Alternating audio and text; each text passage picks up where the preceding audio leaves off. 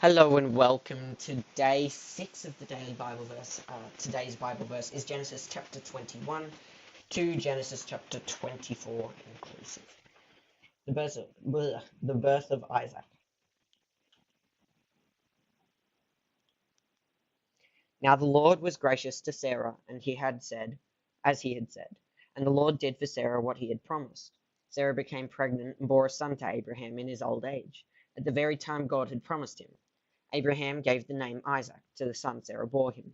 When his son Isaac was 8 days old, Abraham circumcised him, as God commanded him. Abraham was a hundred years old when his son Isaac was born to him. Sarah said, God has brought me laughter, and everyone who hears about this will laugh at me. And she added, Who would have said to Abraham that Sarah would nurse children? Yet I have borne him a son in his old age. Hagar and Ishmael sent away. The child grew and was weaned, and on the day Isaac was weaned, Abraham held a great feast.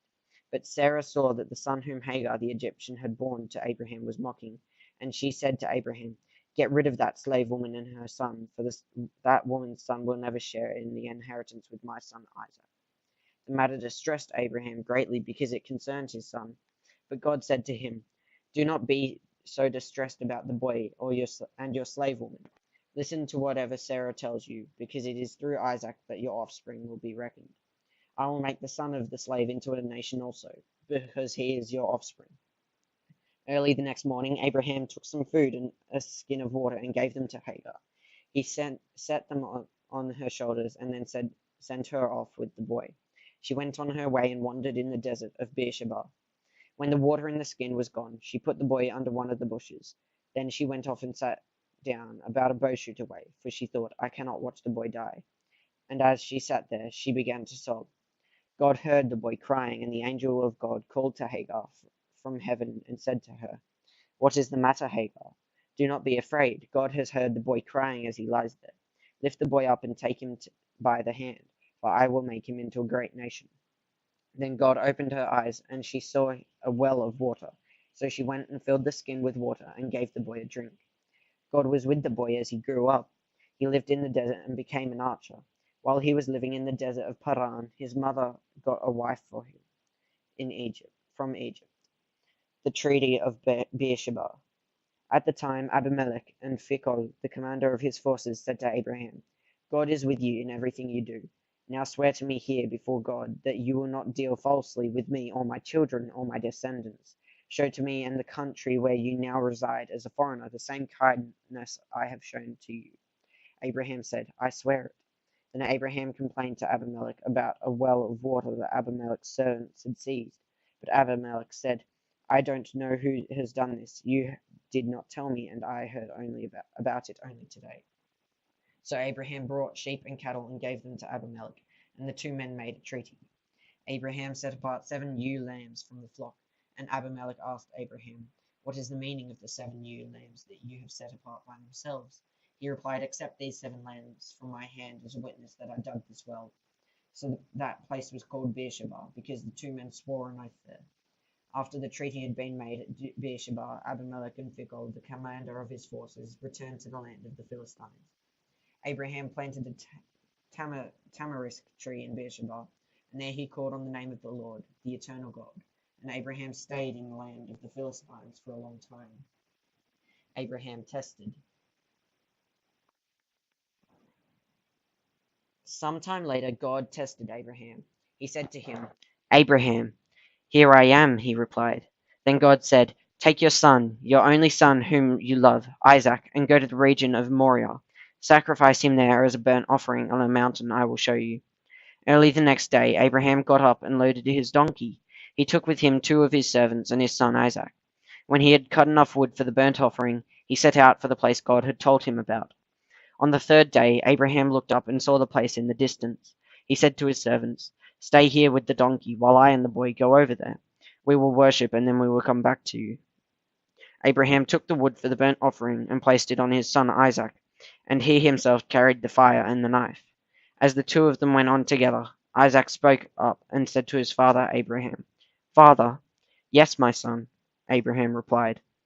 The fire and wood are here, Isaac said, but where is the lamb for the burnt offering?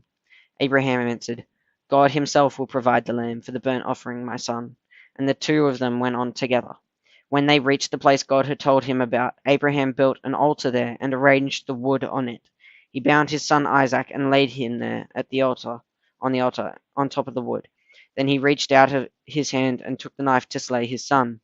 But the angel of the Lord called out to him from heaven, "Abraham, Abraham." "Here I am," he replied. "Do not lay a hand on the boy," he said. "Do not do anything to him. Now I know that you fear God, because you have not withheld from me your son, your only son." Abraham looked up, and there in the thicket he saw a ram caught by its horns. He went over and took the ram, and sacrificed it as a burnt offering instead of his son. So Abraham called that place, "The Lord will provide." And to this day it is said, "On the mountain of the Lord it will be provided." The angel of the Lord called to Abraham from heaven a second time, and said, "I swear by myself, declares the Lord, that because you have done this and have not withheld your son, your only son, I will surely bless you and make your descendants as numerous as the stars in the sky and as the sand on the seashore. Your descendants will take possession of the cities of their enemies, and through your offspring all nations on earth will be blessed, because you have obeyed me." Then Abraham returned to his servants, and they set off together for Beersheba, and Abraham stayed in Beersheba. Nahor's son.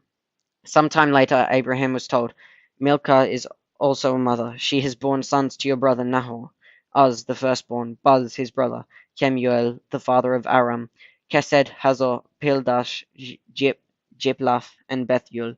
Bethuel became the father of Rebekah. Milcah bore these 8 sons to Abraham's brother Nahor.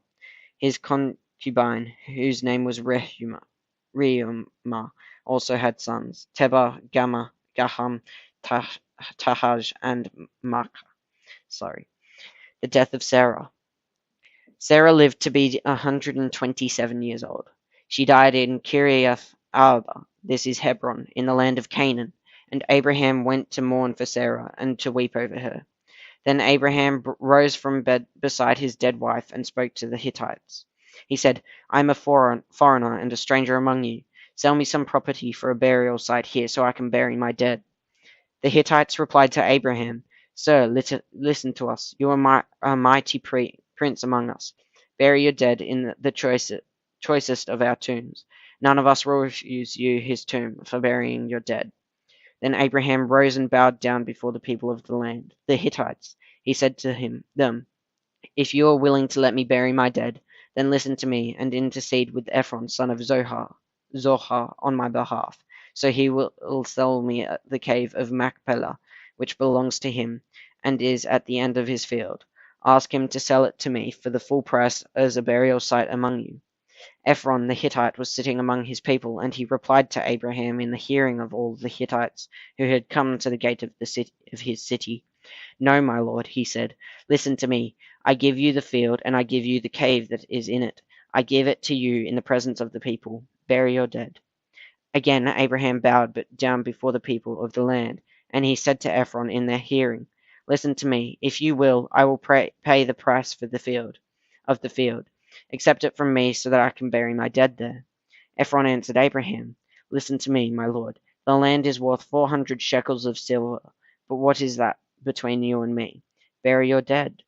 Abraham agreed to Ephron's terms and weighed out for him the price that he named in the hearing of the Hittites, 400 shekels of silver, according to the weight current among the merchants. So Ephron's field in Machpelah near Mamre, both in the field and the cave in it, and all the trees within the borders of the field, was deeded to Abraham as his property in the presence of all the Hittites who had come to the gate of the city. Afterward, Abraham buried his wife Sarah in the cave in the field of Machpelah near Mamre, which is at Hebron, in the land of Canaan.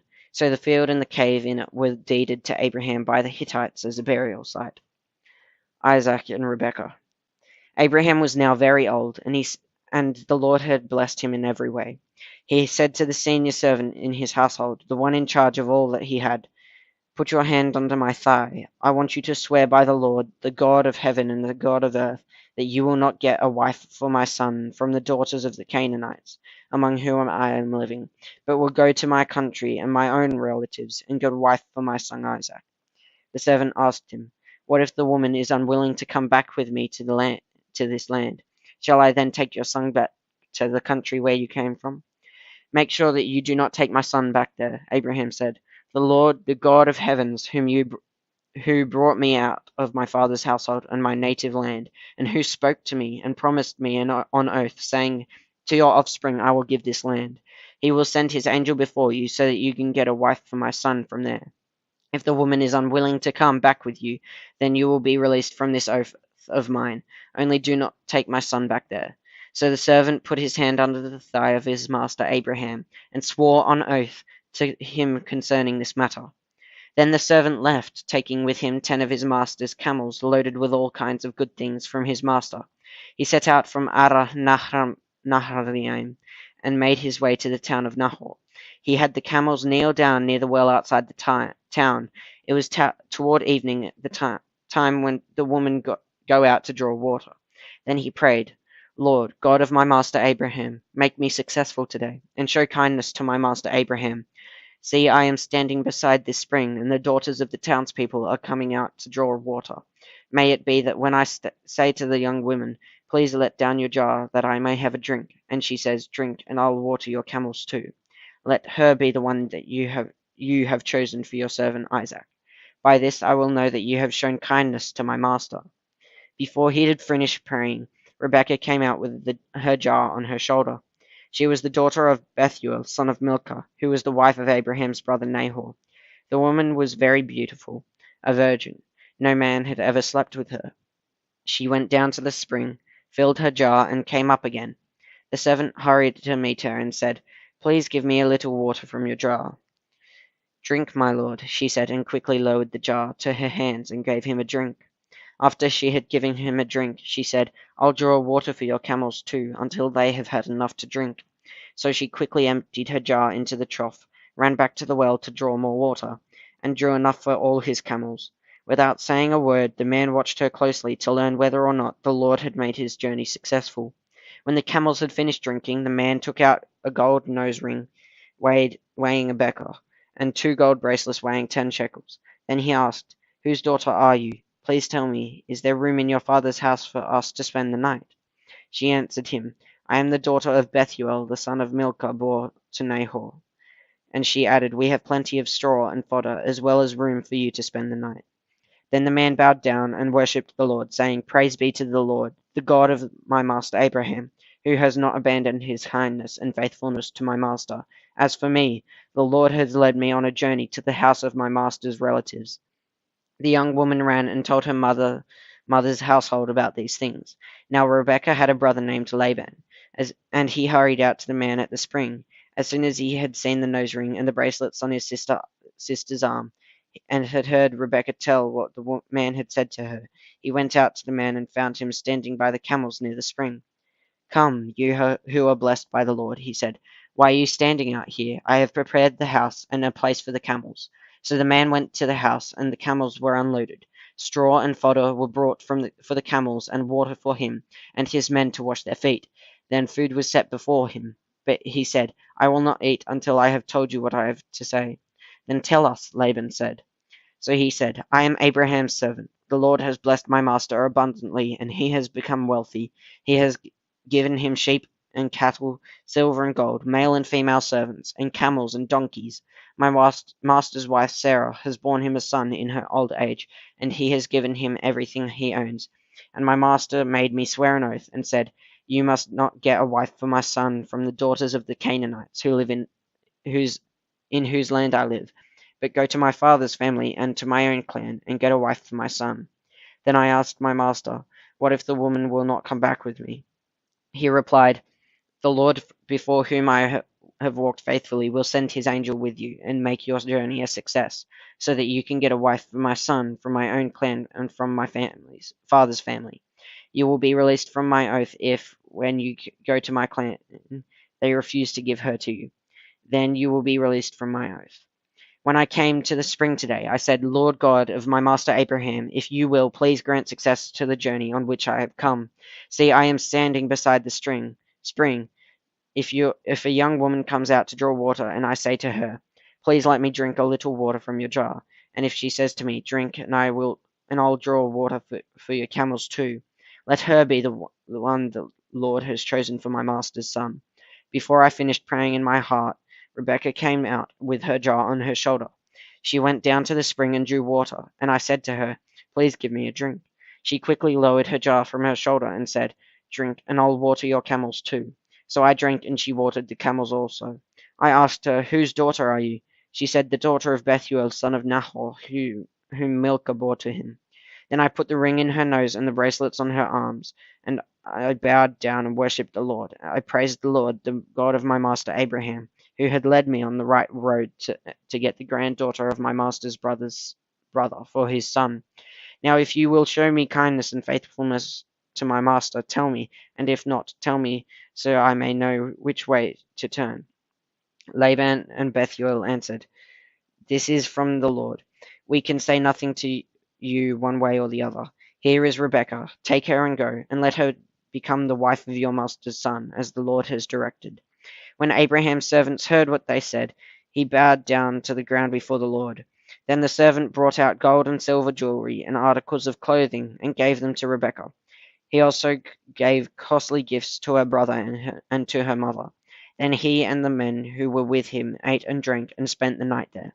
When they got up the next morning, he said, "Send me on my way to my master."